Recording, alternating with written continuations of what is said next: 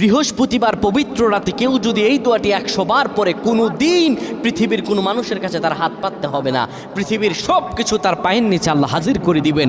দারিদ্রতা থেকে মুক্তি দান করবেন, বিপদ আপদ থেকে মুক্তি দান করবেন, তার সম্মানকে সুউচ্চতা দান করবেন, অসুস্থতা থেকে দূরে রাখবেন। আল্লাহর অশেষ দয়া ও রহম তাকে দান করে দিবেন। সুবহানাল্লাহ। বৃহস্পতিবার রাত এটি গুরুত্বপূর্ণ রাত। এই রাত সপ্তাহে একদিন আসে। আরবিতে রাত আগে আসে, দিন পরে আসে। সুতরাং বৃহস্পতিবারের যে দিন গিয়ে রাত, এটি বৃহস্পতিবার রাত নয়, এটি শুক্রবারের রাত, এটি জুমাবারের রাত, এটি দোয়া কবুলের রাত, আল্লাহর কাছাকাছি হওয়ার রাত। সুবহানাল্লাহ। এই বৃহস্পতিবার রাত আল্লাহ তাআলা বান্দার দোয়া কবুল করেন।